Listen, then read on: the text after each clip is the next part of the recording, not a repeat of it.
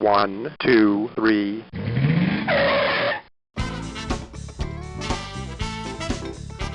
Bem-vindo ao Paladar Distinto, seu podcast de gastronomia. E hoje eu tenho a honra de falar com o Egon, da Jais, pra gente falar de charcutaria, de conservas, de várias coisas deliciosas. Tudo bem, Egon? Boa noite, tudo bem? Pô, que honra, hein, Egon? Honra é a minha. Obrigado pelo convite, cara. Que bacana, cara. Então, a gente tava falando nos bastidores, né, cara, sobre diversos itens aí que você fabrica, né, de charcutaria, que você serve aí, né, na Jais. Poxa, já tava aqui babando, viu? Cara, a gente devia ter gravado isso aqui ali no balcão, porra. Com certeza, na próxima a gente já faz um ao vivo, né, Egon? Boa. Oh, que legal, cara, que bacana. Mas, Egon, conta pra gente aí, né, como que você iniciou aí na charcutaria? Você veio de uma outra profissão, era um hobby? Conta um pouquinho. Eu acho que ninguém escolhe a charcutaria de saída, né? É muito aleatório, né? Verdade. Na verdade, assim, eu sou de uma família de cozinheiros, né? Meu avô, meu bisavô e meu tataravô, eles eram padeiros confeiteiros. A gente sempre teve a presença da comida muito forte dentro da casa, né? Isso é a família da minha mãe, que é a família alemã, né? Mas eu sou fotógrafo publicitário originalmente, porque eu sou filho também de um artista plástico.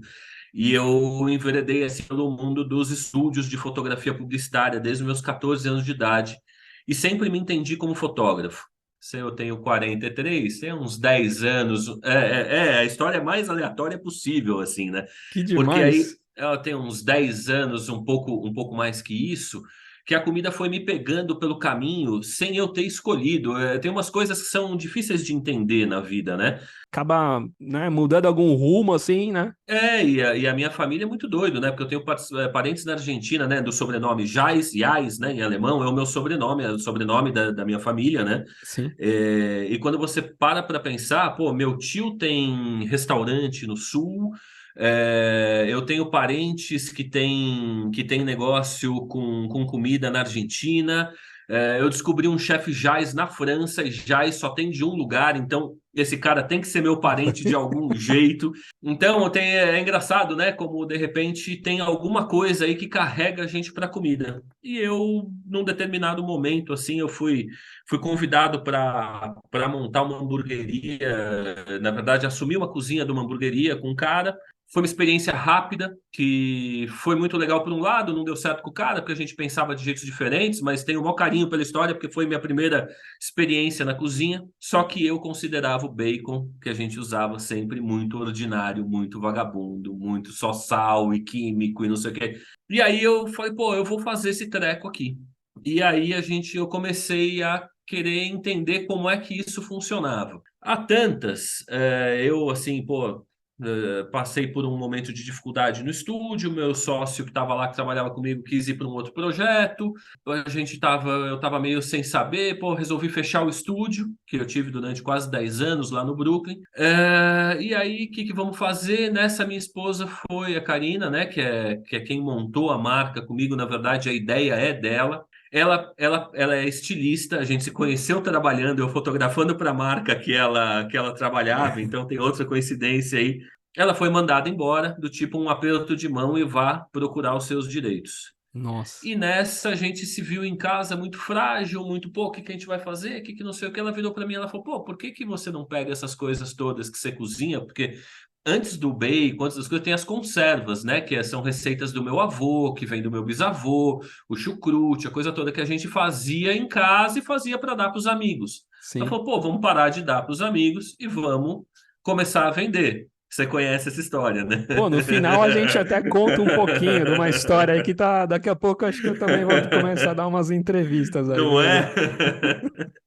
Porque o caminho foi exatamente esse, cara. E aí apareceu uma feira para a gente fazer, que era uma coisa. Ela recebeu um convite aleatório de uma coisa assim que ela já tinha feito quando ela tinha uma marca de roupa, quando era menina, com 18 anos de idade.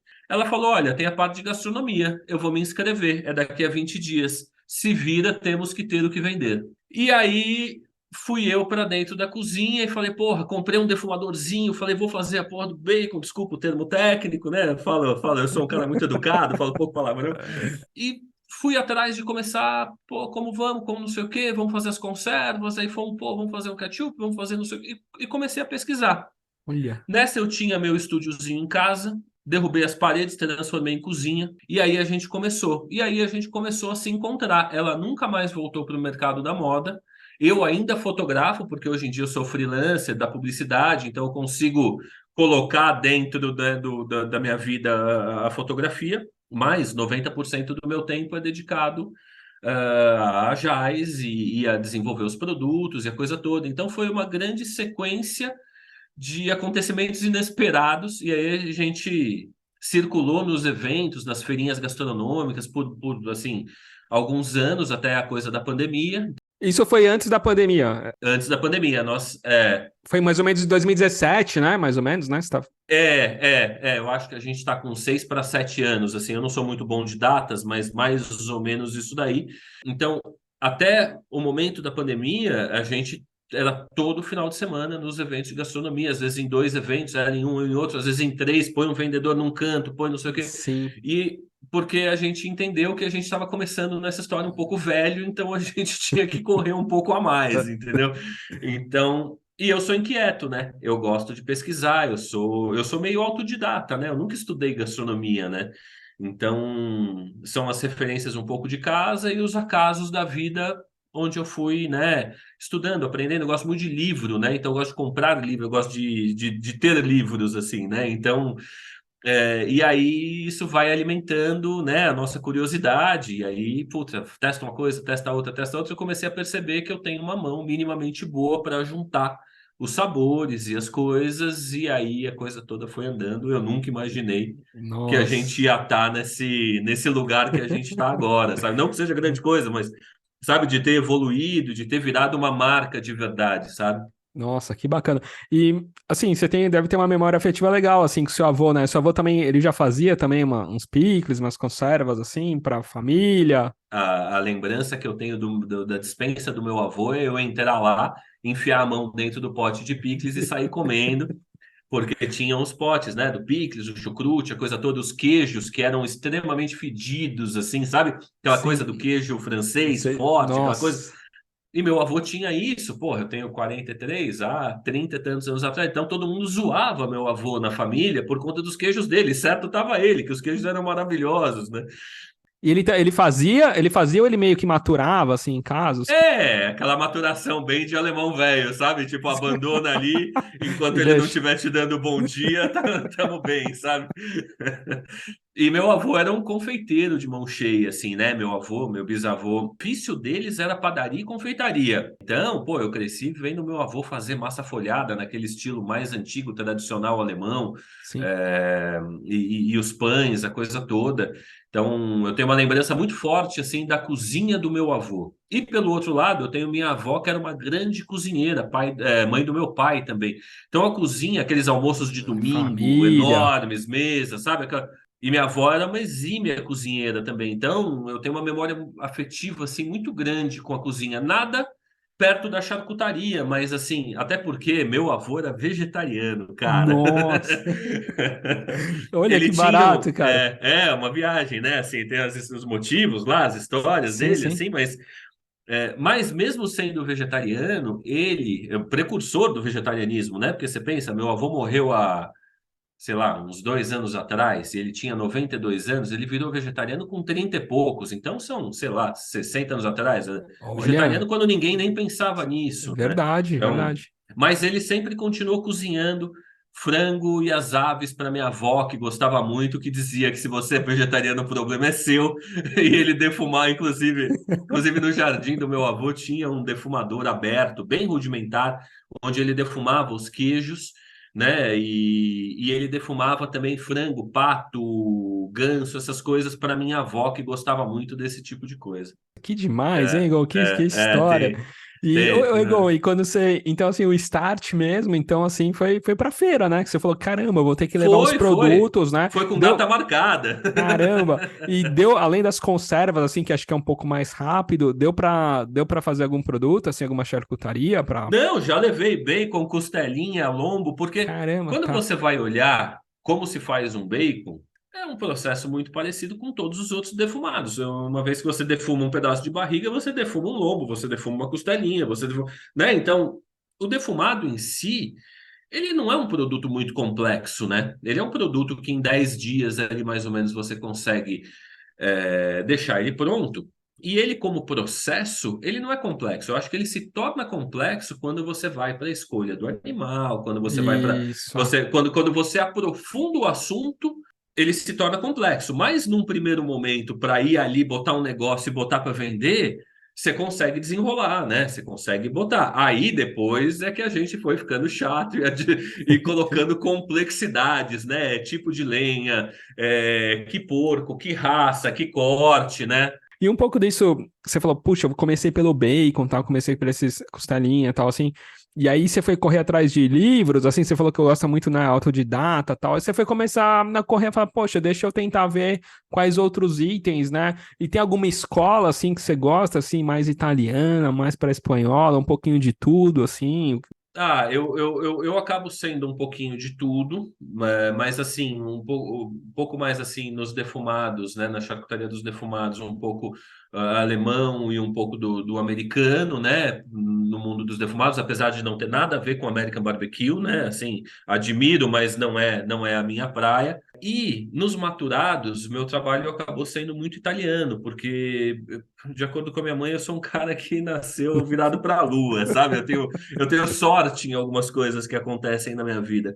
Então, num determinado momento, eu cruzei com um chefe italiano que estava fechando o restaurante dele, o Saulo Scarabotta, que era dono do Fricó, que é um precursor da charcutaria aqui no Brasil, cara pelo qual eu tenho uma gratidão muito grande, uma admiração muito grande. E eu fui comprar uma câmara dele, que ele trouxe detalhe, que ele estava Sim, fechando. Né? Porque ele tinha, pô, cansou do restaurante, muitos anos de restaurante, já tá, sabe, num momento da sim. vida onde quer tirar um pouquinho o pé, a coisa toda, um pouco antes da pandemia, isso. E a gente já se conhecia, porque lá atrás eu tinha feito um curso de um dia de como fazer linguiça com ele, e depois ele quis começar a fazer evento, ele me procurou, eu abri algumas portas para ele. A gente se relaciona bem com as pessoas, assim, né? Eu acho que quando a gente tem boa É vontade, verdade. Tudo flui, né? né, tudo flui. E aí, pô, o Saulo meio que desse, eu não tinha dinheiro para comprar a câmera dele. Eu não tinha, mas ele decidiu que ele ia vender para mim. Eu falei que eu não conseguia comprar umas 3 vezes. Ele falou, não. Ele fez um negócio como se eu fosse da família, como se eu fosse filho. Por isso que eu falo, faz até um tempo que eu não falo com ele, mas a minha gratidão, assim, é eterna em relação ao Saulo. Porque ele foi muito legal no negócio que ele fez comigo, e mais legal ainda na hora que a gente começou a conversar sobre produto e a coisa toda, eu não sei o que ele enxergou exatamente em mim, mas ele resolveu. A gente combinou que ele ia me ensinar 2 ou 3 produtos para eu saber o que colocar ali. E a gente começou a se entender de uma forma tão legal que ele me ensinou muita Muitos coisa. outros. E ele é um cara que tem um conhecimento que também não é de uma escola, é o conhecimento que vem lá da família Família dele, que dele. fazia isso lá Sim. atrás. Então, eu tive a oportunidade de aprender a fazer essas coisas de um jeito como se fazia na Itália há sei lá quantos anos atrás, entendeu? Um jeito muito tradicional de fazer. É aí que eu falo que a sorte, né, às vezes ela Conspira, né? passa. Então, no fim das contas, apesar de eu ser de família alemã, o meu trabalho nos maturados, que é onde eu acho que o meu trabalho é mais rico, né, mais legal, porque eu acho que os maturados são mais interessantes como produto, tem uma complexidade maior, ele é muito italiano, por conta da influência do Saulo, né? Eu gosto sempre de mencionar ele, porque eu sou muito grato a ele, Que sabe? legal, que bacana. O Egon, e para quem tá escutando assim, né, tá falando, poxa, maturados, tal, defumados, dá uma pincelada um pouquinho do que é um pouco maturação, a diferença de maturação e defumação e quais itens, né, são maturados que você trabalha, tal. Eu acho que assim, a defumação é mais claro, né? Que é o bacon, é aquela costelinha que vai na feijoada, né? É um lombo defumado, é tudo que a gente, né? A gente faz uma cura rápida, né? Tempera, põe no sal, aquela coisa toda, vai para o vácuo, fica uma semaninha na geladeira e a gente defuma e cozinha, né? O pastrame tá aí nesse meio, né? Dos defumados. O pastrame tem um cozimento um pouco diferente, mas ele tá nessa categoria. E os maturados, para a gente fazer uma analogia assim, para ficar bem claro, é o processo do presunto cru, né?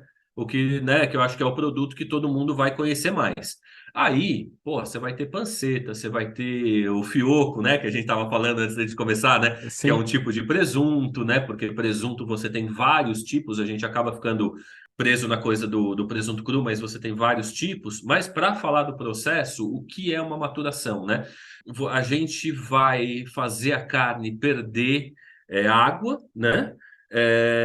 Só que muito lentamente. Então é uma câmara fria que ali acontece, sei lá, entre 9 e 12 graus, mas a gente está simulando um porão na Itália, vamos colocar assim, e uma umidade lá no alto. Porque eu tenho que perder a umidade da peça, mas eu não posso perder muito rápido, senão ela seca por fora e encapsula a água que tem ali dentro, e aí isso vai dar ruim, né? Então a gente quer secar a peça, mas secar devagarinho, né? Então a gente está maturando ela devagarinho, porque conforme ela vai perdendo líquido, ela vai ganhando sabor, vai ganhando complexidade, ela vai ganhando, né, todo esse lance, né? Que é incrível na maturação, que é a gente transformar, às vezes, um corte que as pessoas não dão nada, como um pernil, que é um corte super barato, e que depois de 2 anos, às vezes, sai de uma câmara de maturação e tem aquela complexidade de sabor toda, né? Que é aquela fatia fininha que te enche a boca, que é um resultado muito incrível, né? Você pegar um produto simples e transformar em algo muito complexo, né? Como sabor, assim. A maturação é uma coisa... Eu estava testando esses dias maturar alguns cortes bovinos de wagyu por conta da gordura, por conta... Olha, Pô, cara, você tem resultados, assim, super interessantes, porque eu sou um testador, né? Vamos botar sim, entre aspas, que eu não sei se essa palavra existe, mas eu gosto muito de experimentar, né? Então a gente não fica preso nas receitas, nos processos. Então eu vou sempre assim, porra, hoje a Jais me dá essa possibilidade de eu experimentar muito, né? Então fica muito rico o trabalho, porque, com pô, certeza. vamos maturar, pô, que nem eu fiz, né? A gente falou antes de começar do Márcio, né? Do Chirrão, pô, eu maturei a copa e o lombo juntos de um javali para ele servir lá. Caramba. Pô, cara, é a coisa que não tem uma resposta pronta. Vamos experimentando, vamos fazendo. Vamos aí agora para esse segundo lote que está quase pronto. Até tenho que falar para ele.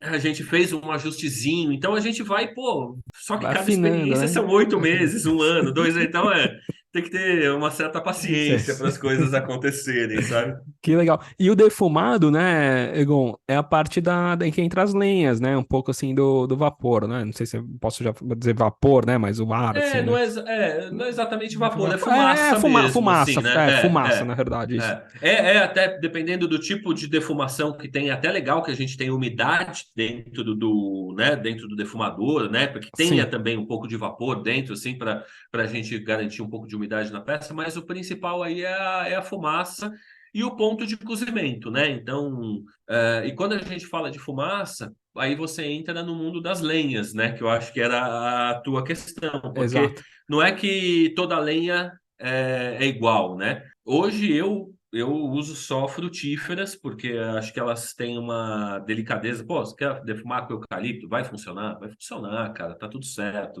né? Mas aí tudo depende, tudo o quanto você quer ir adquirir, dando complexidade no seu trabalho. Pô, tem gente que faz blend de lenha. O grau da loucura pode chegar em qualquer Ah, lugar, vou misturar entendeu? uma cerola com goiaba, sei lá. Pô, aí cada louco com a sua. Eu testei muito, né, uns anos atrás, e eu cheguei no pêssego. Pêssego, O tá. pêssego, o pêssego me dá uma resposta que é muito o que eu quero, que é a delicadeza, é a sutileza. Por quê? Porque eu tenho um certo, assim, eu faço muito defumado, mas eu não gosto muito do gosto forte da defumação. Eu acho que tem um erro de entendimento em muito do que a gente vê por aí, que assim que quando a gente defuma uma coisa, essa coisa tem só gosto de fumaça. E eu vou por um caminho muito ao contrário disso. Então, eu quero que o meu produto, que ele tenha a defumação, mas que a defumação seja uma das notas de sabor. É como o sal. Sim, Você não pode ter uma coisa muito sal. Pô, muito sal, muita fumaça, você está querendo esconder a carne ruim. Pelo menos na minha opinião. É o que a indústria faz. Porra, encho de sal, soco aromatizantes sabor fumaça ali, porque ali não é nem defumação, para mascarar a origem vagabunda que eu tenho da minha carne. Cara, eu faço uma escolha de carne muito criteriosa. Eu escolho de que raça, de que produtor, para cada resultado que eu quero de defumado ou de maturado. Então, pô, você tem Hoje, graças a Deus, você tem uma série de raças e criadores, e hoje é muito legal, porque a gente começa a aparecer um pouco mais no mercado, então os caras vêm também te mostrar e falam, olha, eu tenho isso, tenho aquilo. O que a gente começa a perceber? Não existe um porco que seja bom para tudo e não existe um porco que seja ruim para tudo. A não ser esse porco de granja, muito ordinário, que não se mexe. Esse aí a gente não leva em consideração. Estou falando de criador sério, né? Certo. Então, você vai ter raça que vai ter marmoreio, você vai ter raça que vai ter faixa de gordura, Gordura. você vai ter raça que te rende uma peça maior, né? Então, eu acho que o grande barato do meu trabalho, assim, é você juntar cada um dos pontinhos dessa equação para chegar no resultado que você quer. Então, pô, porque às vezes a mesma raça de criadores diferentes, ela também é diferente, porque depende quanto do que o bicho come, pô, com que idade abateu, com não sei o quê. Então, eu fico nessa loucura de tentar achar né, assim, pô, o Duroc me rende um defumado que eu gosto muito. Então, pô, hoje basicamente eu defumo Duroc. Eu maturo muito pouco. Duroc é um porco, né, baixinho, de origem americana, genética americana, baixinho, pelagem vermelha, atarracadinho assim e que tem marmoreio. Então, porque entre a defumação e a maturação, eu acho que tem uma diferença assim na escolha do animal que é bem interessante assim, que porra, quando eu tenho gordura entremeada, quando eu tenho, sabe, vai funcionar muito bem, né, na defumação, né? Eu Sim. não quero uma faixona de gordura por fora da carne quando defumo. A gordura defumada, ela não me comove muito. Quando, na maturação, a coisa mais incrível é a É gordura. gordura. Tanto que, Olha. pô, tanto que o italiano faz o lardo, que é a gordura das costas do porco maturado. Não tem carne, é só gordura, enterrada no sal ali por 4 meses, coisa especial. Então, aí eu já acho que as raças europeias, tipo, pô, os porcos que nem um canastra, né, que é uma genética lá do porco preto, espanhol, né, ou moura, que também vem da mesma genética, que eles te rendem uma faixa de gordura por fora, né? Pô, você faz uma lonza, que é o lombo maturado, que tem uma faixa de gordura grande por fora, pô, se você matura essa peça tempo suficiente, essa faixa de gordura, ela vai dar uma complexidade quando você come a fatia, porque ela é delicada, ela derrete na boca, ela é o contrário daquela gordura que a gente espera, sabe? Aquela coisa rançosa, pesada, meio Sim. vagabunda do porco de granja. A gordura, quando ela tem qualidade, ela é tratada do jeito certo, ela é de uma delicadeza, é incrível, assim. Então, acho que tem um pouco, assim, dessa alquimia, sabe? De que animal, para quê, de que jeito. Então, acho que o grande barato da história é ficar brincando nessa história, sabe? Nossa, até a gente tava falando um pouquinho antes de gravar, né? Puta, adoro presunto cru, assim, né? A gente tava falando do fioco de colatello, né? Que às vezes tem vários nomes, né? Vários tipos, né? Na Itália tem o, né? Parma, né? Também tem o Ramon aí na Espanha e tal. Mas tem outras variedades também, né? Tem muita coisa legal, né? Porque o Parma e o Ramon, eles são assim, pô, a diferença da Itália para a Espanha, vamos falar Sim. grosso modo. Beleza, a Itália corta de um jeito, a Espanha corta de outro, mas ainda é o pernil inteiro com osso. Tá. Mas a gente vai ter outros tipos, né, que é o que a gente aqui chamaria de presunto cru, né, que é o feito aqui, não pode chamar Ramon, não pode chamar Parma, é o presunto cru, né, quando a gente faz aqui, né. Eu vou achar uma denominação de origem aqui para o Jardim Guedala aí. Mas quando a gente fala de presunto, pô, você vai ter o culatelo, você tem o fioco de culatelo, você tem o speck, que é um que é interessantíssimo. O speck, por exemplo, ele é um corte do pernil, é um dos músculos do pernil, que ele fica aberto, grande, assim, que ele é defumado a frio antes de ir para maturação. Então, ele é um produto que junta os dois mundos. Que legal. Então existe essa possibilidade também, mas aí a defumação tem que ser a frio. Eu não posso ter temperatura. No nosso defumador lá, hoje eu ainda uso, eu estou modernizando tudo que a gente está fazendo na fábrica nova, mas hoje eu ainda uso um defumador que eu construí, que ele tem o queimador de lenha fora. Então você tem uma caixa grande onde está o produto e você tem uma caixa que fica ali a 1, 2 metros onde você põe o fogo. Então eu consigo colocar o fogo ali e não colocar temperatura. Então isso vem por um duto, então chega só a fumaça. Então a gente coloca o sabor da fumaça, mas a gente não coloca cozimento. Então eu impregno do sabor e aí a delicadeza da lenha volta, porque aí você tem que ter uma delicadeza, você tem que ter uma sutileza, porque esse produto vai ficar 8 meses, 12 meses maturando, dependendo. Se você faz muito forte, né? O sabor vai ficar muito intenso, né? Exato, aí você vai parecer que tá mordendo uns chips de carvalho, porra, nada pode ser mais agradável, né? Então, que eu já comi por aí, sabe? Você, pô, às vezes o pesar a mão na defumação eu acho uma questão problemática, assim. Mas o spec, então, você vai defumar a frio e ele vai para a câmara de maturação. E aí ele vai ali, né, nesse envelhecimento, vai perdendo água, vai ganhando complexidade. Cara, esse é um dos produtos que eu acho mais legal, Incrível. assim, porque e aí você perguntou do fioco, né? O fioco e o culatelo, eles saem no mesmo momento do pernil. O culatelo foi uma invenção na Itália, porque aí se algum entendedor me disser que é o contrário, essa é a história que eu conheço, pelo menos, que antigamente eles perdiam muitas patas, porque junto do osso corre uma veia. Se você não drena o sangue direito dessa veia, a tua pata, o teu parmo, o teu ramon, né? Ele pode apodrecer de dentro para fora. Então, eles acabavam, por não ter muita técnica, não ter muito conhecimento, perdendo muitas peças.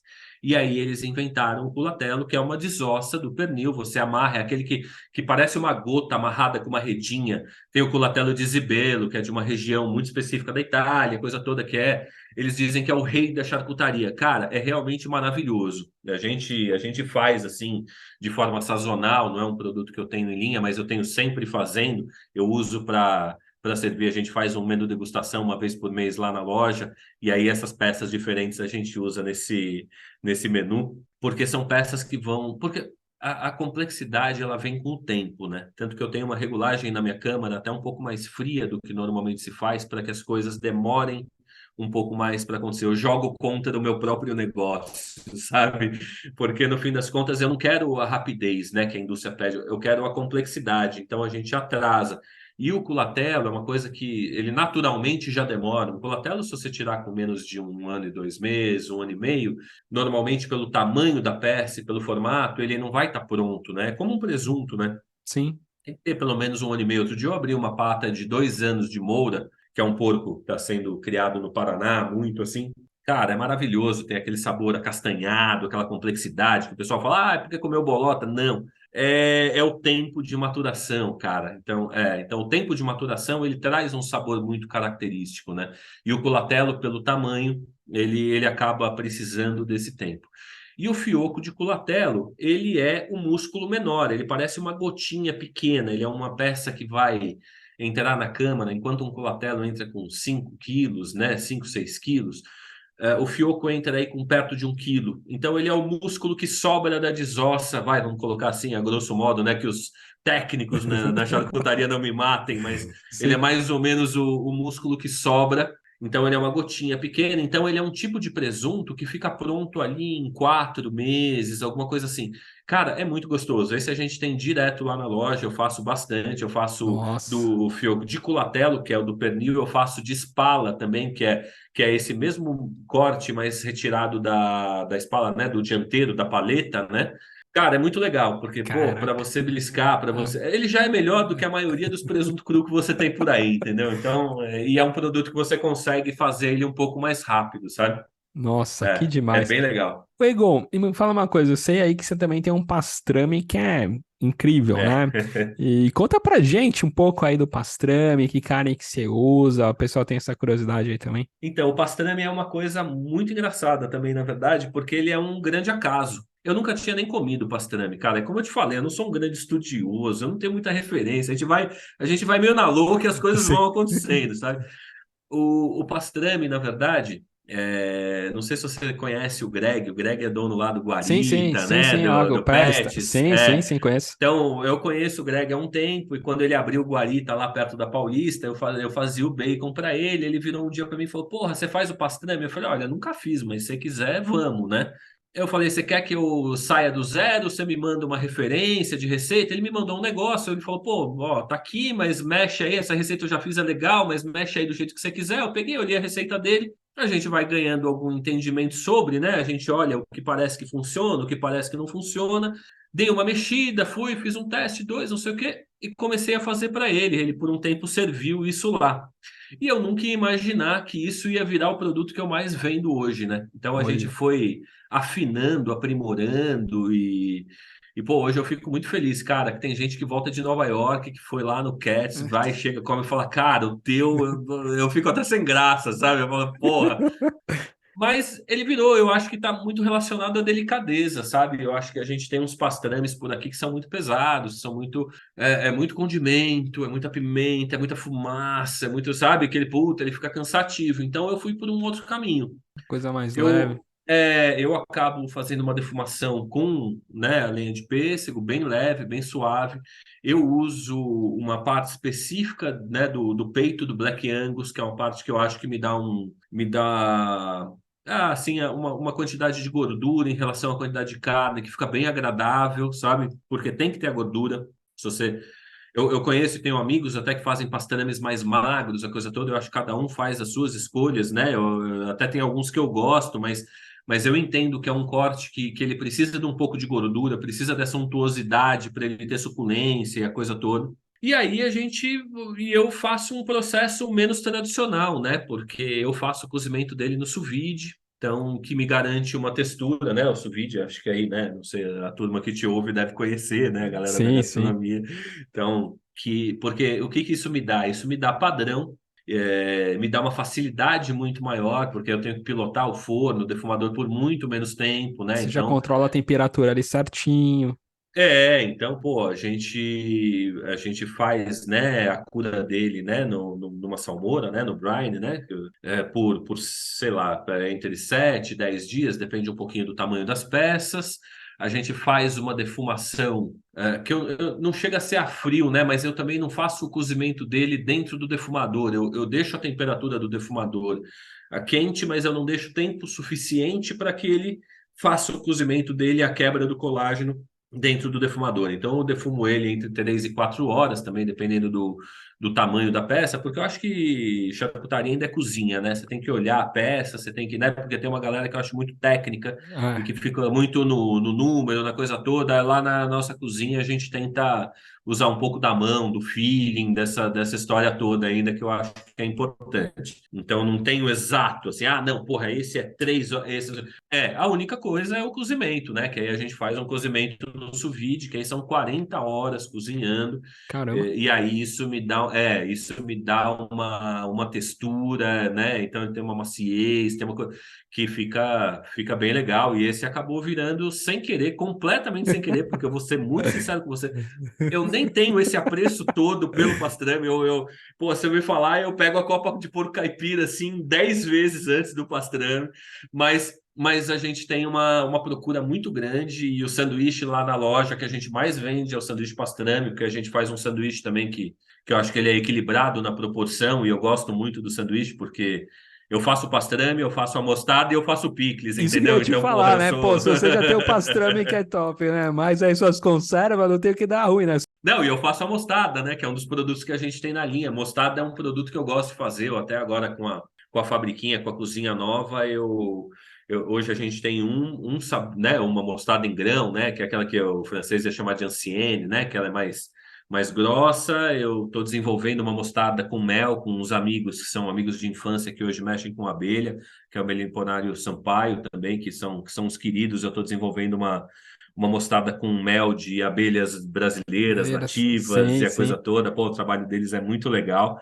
Que incrível. E eu quero ainda fazer uma mostarda escura, né? Aquela mostarda alemã, típica, escura. Então, agora entendo mais espaço, uma estrutura melhor, eu vou fazer uma linhazinha de mostardas lá também. Show de bola. E a gente tava até comentando, né, também, cara, agora você tá entrando numa linha de alguma charcutaria aí do mar, né, cara? Botarga.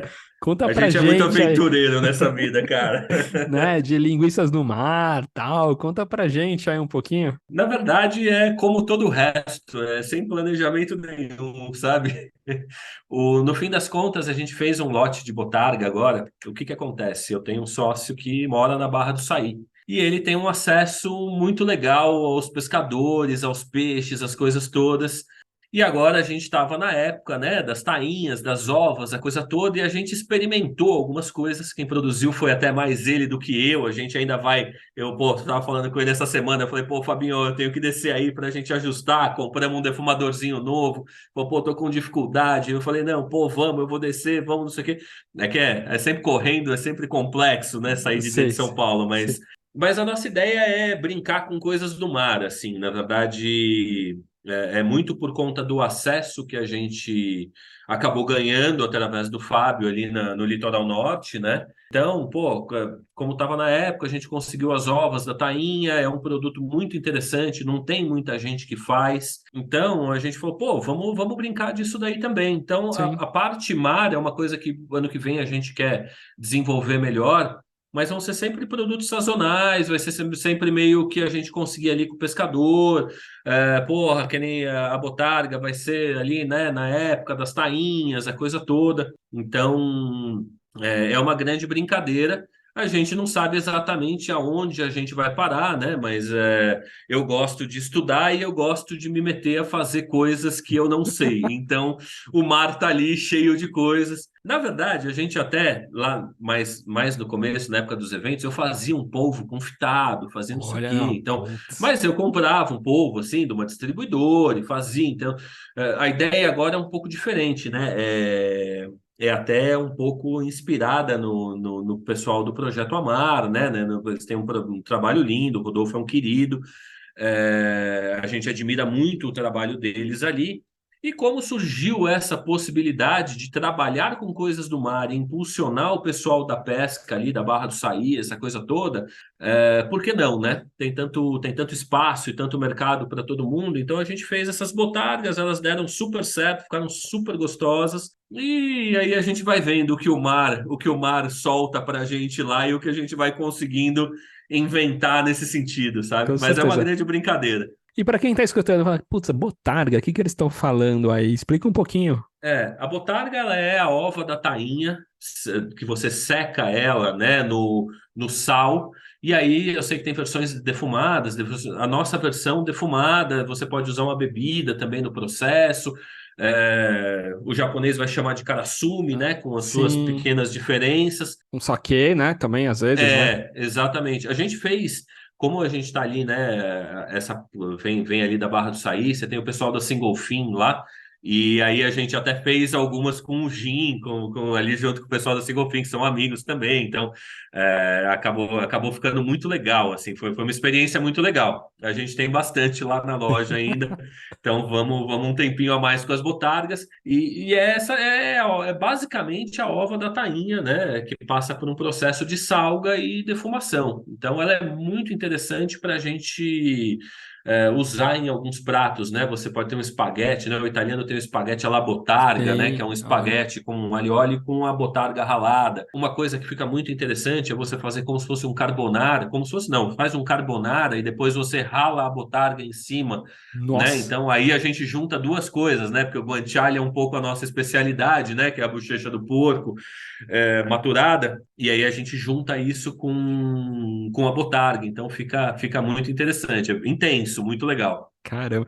E a gente tá falando, né, dos picles, né, das conservas, né, dos relishes, né, que você tem, poxa, é É. muito incrível, né? E também tem as manteigas, né? As manteigas, poxa, super legal.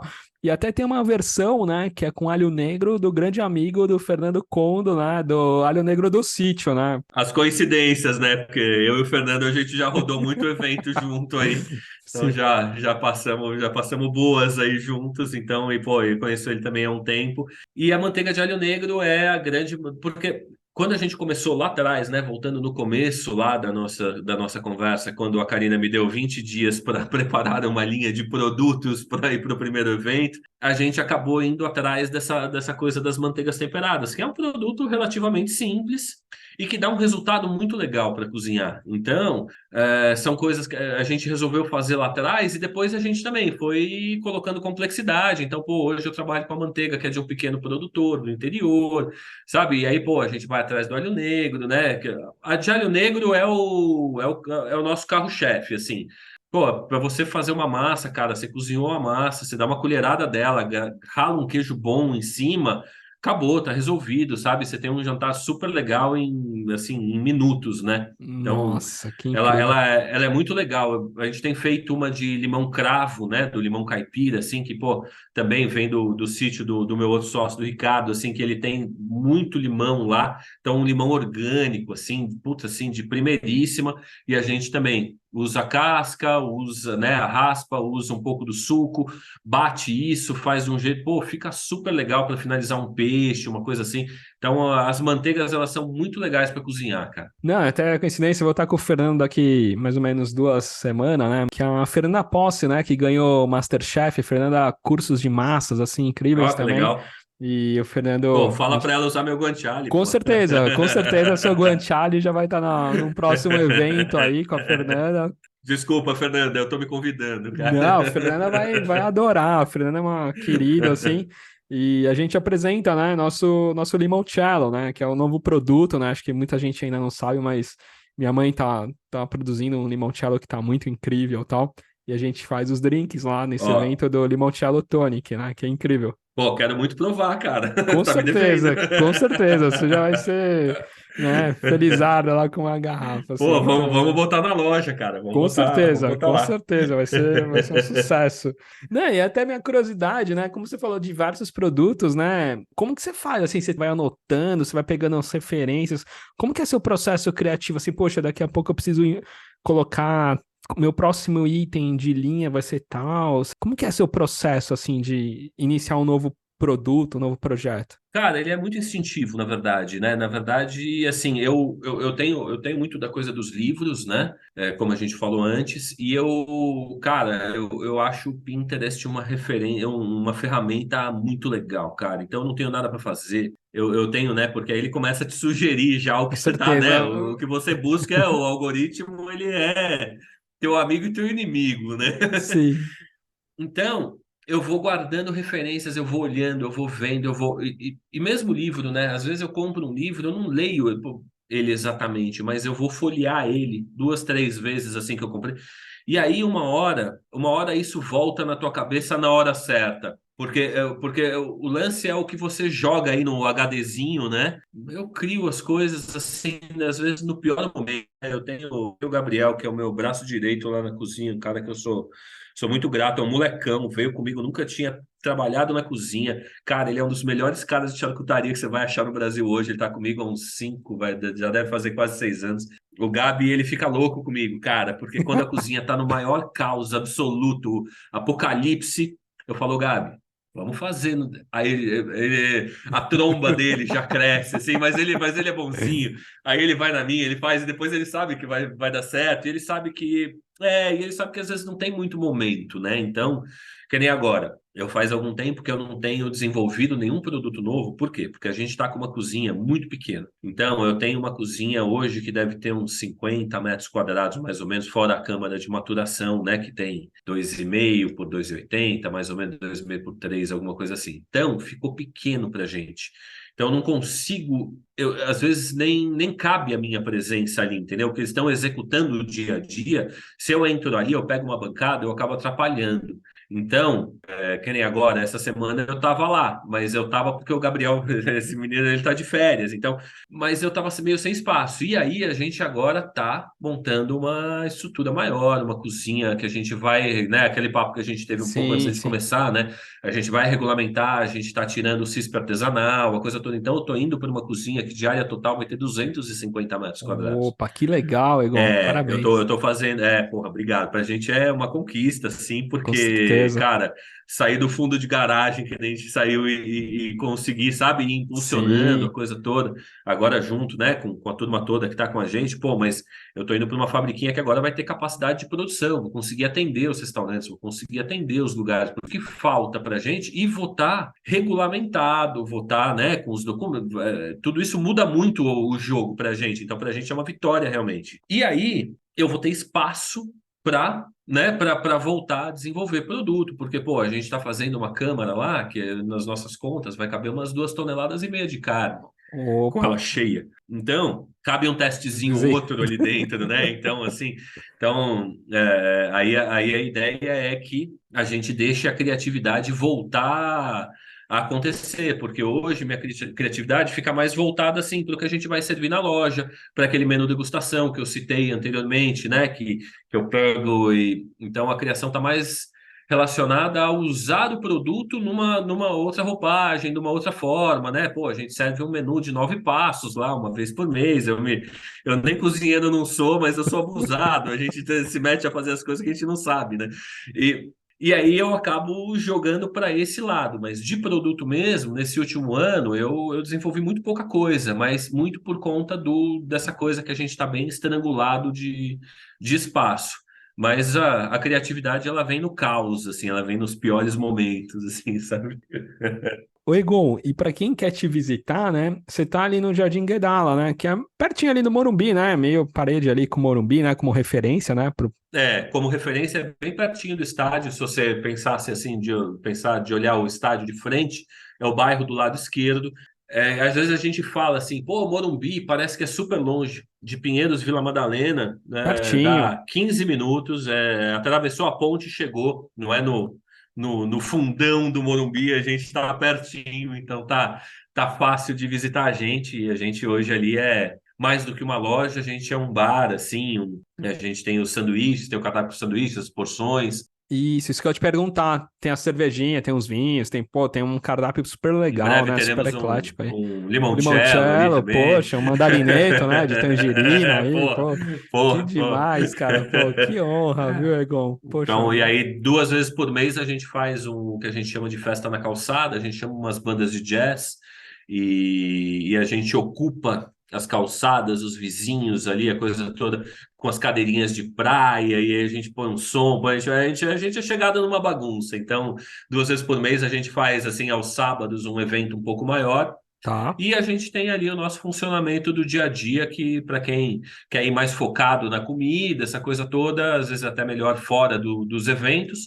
E uma vez por mês a gente faz esse menu degustação, que a gente faz, são 8 lugares no balcão, com reserva, antecipado. Eu gosto até de fechar grupos de pessoas que se conheçam, porque a sinergia no balcão fica muito legal, onde a gente faz um jantar ali que assim dura 3, 4 horas e a gente vai falar muito sobre charcutaria, vai falar muito sobre o como utilizar os produtos. Eu acabo servindo coisas que normalmente eu não tenho na loja, são os meus testes, as coisas todas. A gente faz um negócio bem diferente, bem legal ali. Pô, Egon, que maravilha, né?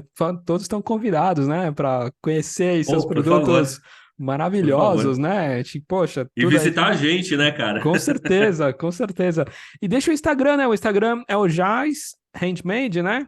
Joyce Handmade, Eu vou isso marcar mesmo. também aqui na publicação, né? Aqui no. Maravilha. Então, quem quer conhecer mais. E os horários, Egon? Passa um pouquinho os horários. Cara, a gente está numa mudança de horário. Hoje a gente funciona assim de quarta a sábado, né? Tá. Sendo que quinta e sexta são os dias que a gente fica um pouco mais, até as 10 da noite, das 4 às 10 da noite. Sábado durante o dia, das 11 às 7. Mas a gente está numa mudança, eu estou justo nessa transição, então é legal olhar o nosso Instagram, porque a gente vai, agora em novembro, eu acho que a gente passa a abrir na hora do almoço também. Oh, E que eu legal. tô, como eu sou muito metido a fazer o que eu não sei, eu acho que eu vou fazer um brunch de domingo lá. Então a Opa! gente tá planejando um brunch de domingo, porque a gente tem muita coisa que pode a gente entender que pode ser legal num brunch e a gente nunca funcionou de domingo, a gente tá a fim de fazer essa experiência. Que incrível, Egon. Poxa, muito legal aí conhecer mais o seu trabalho, viu? E prazerzão Pô, aí muito falar obrigado, contigo, viu, cara. meu? Muito Pô, legal. muito obrigado pelo convite. Que é Muito isso. obrigado. Valeu, um abraço. Valeu. Gostou do episódio? Envie uma mensagem no Instagram Paladar Distinto. O Gabriel ficará muito feliz em falar contigo. Compartilhe com seus amigos, isso ajudará na divulgação do podcast, e mais pessoas terão acesso a diversas histórias como essa. Até um próximo episódio.